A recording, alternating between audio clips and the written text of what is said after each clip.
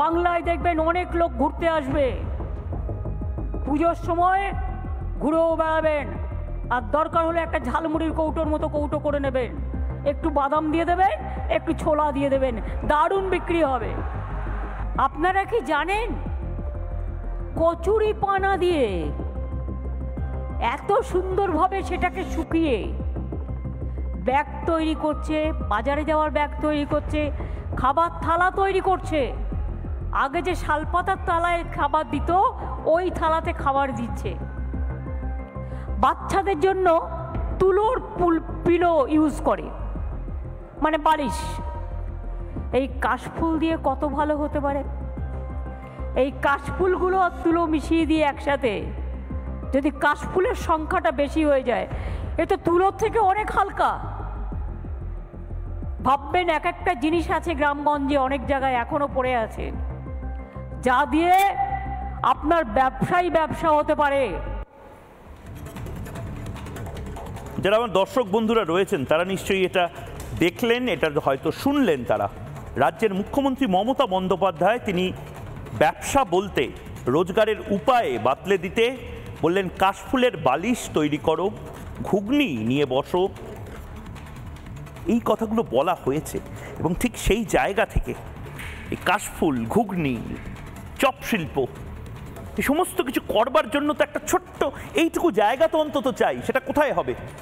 আবারও বলছি, নিউ টাউনে, গড়িয়াহাটে, হাতিবাগানে, যে সমস্ত জায়গা, যে সমস্ত ফুটপাত দখল করে এই হকার ভাই বোনেরা বসে আছেন, তারা বিশ্বাস করুন চান না হয়তো। আপনি প্লিজ সিঙ্গুরের ফ্যাক্টরিটা করে দিন। দেখুন, সিঙ্গুরের ফ্যাক্টরির বাইরে হাইওয়েতে তারা একটা ছোট ছোট গুমটি দোকান করে চলে গেছে। তারা সিঙ্গুরে চলে যাবে, আপনাকে বলতে হবে না। আপনি প্লিজ নন্দীগ্রামে কেমিক্যাল হাবটা করে দিন, দেখবেন সেখানে তারা চলে গেছে হকাররা। আপনাকে কলকাতা থেকে এই উচ্ছেদ অভিযান করার কোনো হেডেক নিতে হবে না। আপনি দিচ্ছেন কোথায় জায়গা, আপনি দিচ্ছেন কোথায় সেই মেকানিজম, আপনি দিচ্ছেন কোথায় সেই ইনফ্রাস্ট্রাকচার? এবং সেই জায়গা থেকে আমার প্রশ্ন এই মুহূর্তে, ময়ূকের প্রশ্ন, এই প্রশ্নটা খুব গুরুত্বপূর্ণ। এই মুহূর্তে ময়ূক এই মুহূর্তে প্রশ্ন করছে, চাকরি নেই, হকারি ছাড়া উপায় কি? চাকরি নেই, বাকরি নেই, শিল্প নেই, যে চাকরি পাচ্ছে সেটা চুরি হয়ে যাচ্ছে, কাটমানি দিতে হচ্ছে। হকারি ছাড়া উপায়টা কি? আর হকারি যদি করতে হয়, আমার যদি চপের দোকান খুলে বসতে হয়, আমার যদি কাশফুলের বালিশের দোকান খুলে বসতে হয়, আমার যদি ঘুগনির দোকান খুলে বসতে হয়, আমাকে যদি সামান্য ল্যাংচা নিয়েও বসতে হয়, আমাকে যদি এপাং ওপাং ঝপাং বই ছড়ার বইয়ের দোকান খুলেও বসতে হয়, আমাকে তো বসতে হবে ফুটপাথগুলোতেই তো বসতে হবে ম্যাডাম, ফুটপাথগুলোতেই তো বসতে হবে স্যার। উপায় কি? এবং ঠিক এই জায়গা থেকে আমার অনেকগুলো মানুষের অনেকগুলো কথা শোনানোটা প্রয়োজন। আসলে মমতা বন্দ্যোপাধ্যায় কি চান? বিরোধীরা একটা ভয়ঙ্কর ষড়যন্ত্রের কথা বলছেন যে এই সমস্ত কিছু প্রি প্ল্যান, এই সমস্ত কিছু রাজনীতির অঙ্কের জন্য, এই সমস্ত কিছু আসলে হচ্ছে রোহিঙ্গাদেরকে লিগালাইজ করার জন্য। বড় ভয়ঙ্কর কথাবার্তা বলছেন রাজনীতিবিদরা। কি বলছেন একবার শুনে নেব। আপনি যদি হাতিবাগানের সাথে সাথে খিদিরপুর করতেন, খিদিরপুরের সাথে সাথে পার্ক সার্কাস করতেন, বিধাননগরের সাথে সাথে নিউ মার্কেট করতেন, তাহলে আপনার সদিচ্ছা অনেকটা বোঝা যেত। আপনি বেছে যেসব জায়গায় করছেন, এর মধ্য দিয়ে খুব প্রমাণ হচ্ছে যে আপনি তাদেরকে নিয়ে এসে ওই ফাঁকা জায়গাগুলো ভবিষ্যতে বসাতে চান এবং কমপ্লিট ডেমোগ্রাফিটা চেঞ্জ করে দিয়ে যাতে আগামী 50 বছর ভোট ব্যাংকের রাজনীতিটা আপনি করতে পারেন। তাতে পশ্চিমবঙ্গ গেল, কলকাতা গেল, সেটা আপনার আপনার বিষয়বস্তু নয়, ধর্তব্যের মধ্যে, এটা আমরা আশঙ্কা করি। উনি বলুন যে কি করে এখানে বিধাননগরের মতো একটা প্ল্যান্ড সিটিতে কি করে রোহিঙ্গারা এখানে এসে বসবাস করে, কি করে তাদের জন্য বসার ব্যবস্থা করে দেওয়া হয়, কি করে তাদের জন্য পাকাপোক্ত টিনের ছাউনি তৈরি করে দেওয়া হয়। তিনি বলুন সেন্ট্রাল পার্ক চত্বরে কিভাবে আজকে বাইরে থেকে মানুষ এনে সেখানে বসিয়ে রাখা হয়েছে।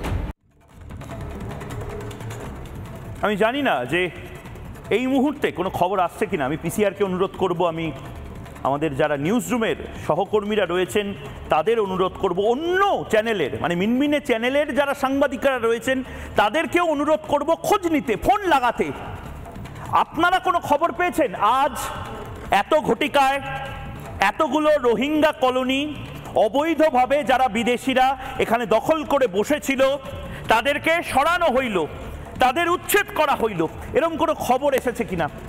মমতা বন্দ্যোপাধ্যায় নাকি বিদেশিদের, আবারও বলছি, মমতা বন্দ্যোপাধ্যায় নাকি বিদেশিদের এই বাংলাতে একটু একটু করে বসবাস করাবার জন্য একেবারে পার্মানেন্ট সেটেলমেন্ট করানোর ব্যবস্থা করে দিচ্ছেন। মমতা বন্দ্যোপাধ্যায় আসলে আমাদের বাংলার ভূমিপুত্র যারা রয়েছেন তাদের আবার পরিযায়ী করবার চেষ্টা করছেন। কারণ এই হকাররা করবে কি? সংসার চালাতে হবে তো। এই হকাররা তো কালকে গিয়ে মন্ত্রী হতে পারবে না, এই হকাররা তো কালকে গিয়ে এমপি এমএলএ হতে পারবে না, এই হকাররা তো কালকে গিয়ে পার্থ চ্যাটার্জির ওই অপাসপা গপার টাকার পাহাড়টা নিতে পারবে না। এই হকাররা করবে কি? চলে যেতে হবে বম্বেতে। আমি বহু হকার ভাই বোনেদের দেখেছি, বম্বেতে গেছে, অযোধ্যাতে গেছে। কিছুদিন আগে আমি পুরীতে দেখলাম, পুরীতে পর্যন্ত বহু বাঙালি হকার ভাই বোনেরা রয়েছে মেদিনীপুরের। তারা বলছে দাদা এখানে আমি অনেক টাকা পাচ্ছি। পরিযায়ী শ্রমিক, নতুন কনসেপ্টে হকারদেরকেও পরিযায়ী শ্রমিক বানানোর ভয়ঙ্কর চক্রান্ত কি আসলে? কি কারণে? এটাই আমার দ্বিতীয় প্রশ্ন এই মুহূর্তে আপনাদের স্ক্রিনে। দ্বিতীয় প্রশ্ন বলছে হকার উচ্ছেদ কি জনবিন্যাস বদলাতে, ডেমোগ্রাফি চেঞ্জ করার একটা মাস্টার প্ল্যান কি বানিয়েছে তৃণমূল কংগ্রেস? ডেমোগ্রাফিটা চেঞ্জ করে দাও। এটা অসমে হয়েছে, বিজেপি লাগাতার বলে আসছে এটা বাংলায় করার প্ল্যান হচ্ছে। হিমন্ত বিশ্ব শর্মা বাংলায় এসে বারবার বলেছে জনবিন্যাস তোমাদের মধ্যে দেওয়া হচ্ছে, তোমরা বুঝতে পারবে না, কিন্তু একটা প্ল্যান্ড মেথডিক্যালি এই কাজটা করছে। সত্যি কি তাই? এটা ভয়ঙ্কর একটা দিক কিন্তু বিরোধীরা তুলে ধরছেন। শ্রমিক ভট্টাচার্য থেকে শুভেন্দু অধিকারী থেকে শুরু করে হিমন্ত বিশ্ব শর্মা বারবার এই কথাটা বলছেন যে বাংলার জনবিন্যাস বদলানো হচ্ছে এবং এই হকার উচ্ছেদ আরেকটা মাস্টার প্ল্যান। সত্যি কি তাই? যারা এই মুহূর্তে রয়েছেন চলুন দেখি কারা রয়েছেন আমার সঙ্গে, তাদেরকে প্রশ্ন করব এবং এই মুহূর্তে যারা রয়েছেন তাদেরকে আলাপ করিয়ে দেব। রয়েছেন শান্তি ঘোষ, এই মুহূর্তে AIUTUC শ্রমিক এবং হকার ইউনিয়ন নেতা।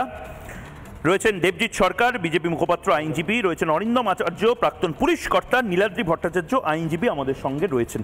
আমি প্রত্যেককে স্বাগত জানাচ্ছি। আমি শুরুতেই যেই প্রশ্নটা দিয়ে একদম ডিবেটটা শুরু করলাম সেটাতে একটু বোঝার বিষয় রয়েছে। দেবজিৎ সরকার, কেন এরকম একটা আশঙ্কাও আপনারা প্রকাশ করছেন যে জনবিন্যাস বদলে দেওয়ারও একটা ভয়ঙ্কর জায়গা তৈরি হতে পারে?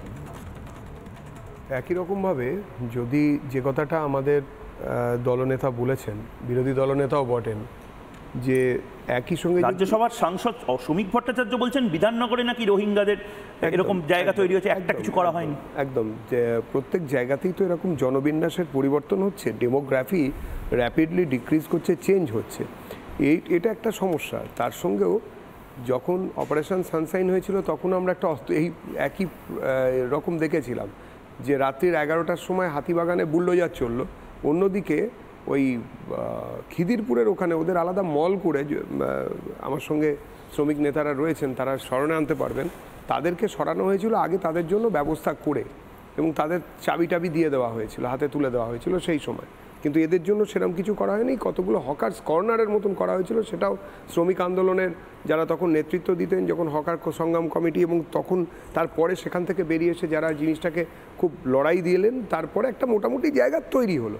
কিন্তু কখনো একটা জিনিস অদ্ভুত ব্যাপার যে আজকে দেখুন না, যে উদ্যোগ নিয়ে পুলিশ এইভাবে করছে, দেখুন পেটের ভাতের তো কোনো জাত হয় না, হওয়া উচিতও নয়, ধর্মজাত পেটের ভাতের হওয়া উচিত নয়। কিন্তু যদি কলকাতা পরিষ্কারের কথাই হলো, রাজাবাজার কি কলকাতার বাইরে? খিদিরপুর কি কলকাতার বাইরে? আপনি চলুন অন্য কোনো জায়গায়, আপনি সবথেকে বড় কথা হচ্ছে যে নিউ মার্কেটের চারপাশ কলকাতার বাইরে। আমি কখনোই বলবো না যে হকার উচ্ছেদ কতটা দরকারি, কতটা অদরকারি, কি দরকার, কেননা একটা আইন আছে। আমাদের দুর্ভাগ্য যে আমাদের এই রাজ্য সরকার এই স্ট্রিট ভেন্ডার্স অ্যাক্ট 2014 তার না তো নিয়েছেন না তো ইমপ্লিমেন্ট করেছেন, না বামপন্থীরাও তাতে খুব উদ্যোগী ছিলেন, তারা সমর্থন করেছিলেন, তারা মনে মনে চান, তাদের যারা শ্রমিক নেতা তারা মনে মনে বিশ্বাস করেন যে সত্যিই তো এটা হওয়া উচিত, কিন্তু তারাও করে যেতে পারেননি, কেননা 2014 আইন 11তে তো সরকারই বদলে গেল। আর 11 থেকে আজ অবধি দিদিমণি কোনো দিনই এটাকে সামনে আনেননি। বিভিন্ন সময় দেখবেন ক্লিপ দেখাচ্ছিলেন, 15-তে উনি 11-তেও বলেছেন আমি তোমাদের সঙ্গে আছি, 15-তে বললেন একটা আইন হওয়া উচিত, একটা কার্ড হওয়া উচিত, আরে কার্ডটাও তো এই আইন অনুযায়ী হওয়া উচিত। এবং সব থেকে বড় কথা দেখুন এই আইনের একটা 3 নম্বর প্যারাগ্রাফ মানে সেকশন, সেটা কি বলেছে জানেন? No street vendor shall be evicted, shall মানে মেটে নয়, shall be evicted or as the case may be relocated till the survey specified. একটা সার্ভে করতে হবে, সেই সার্ভে অনুযায়ী under subsection 1 has been completed and the certificate of vending issued by the street to all street vendors. এই যে card, এই যে certificate, এটা ইস্যু করার কথা। মুখ্যমন্ত্রী সব জানেন, মুখ্যমন্ত্রী আমাদের বোকা বানানোর চেষ্টা করছেন। সামনে আসন্ন পুরভোট, রাস্তা পরিষ্কারের নামে কিছু লোককে সরিয়ে দেবে, উল্টো দিকে তাদের নেতারাই, তাদের কর্মীরাই, তৃণমূলের লোকেরাই আবার টাকা নিয়ে, আরও বেশি করে টাকা নিয়ে অন্য জায়গার লোক এনে, তাদের মধ্যে রোহিঙ্গাও থাকতে পারে, অন্যরাও থাকতে পারে, অন্যদের এনে বসিয়ে দেবে, এই লোকগুলো সরে যাবে।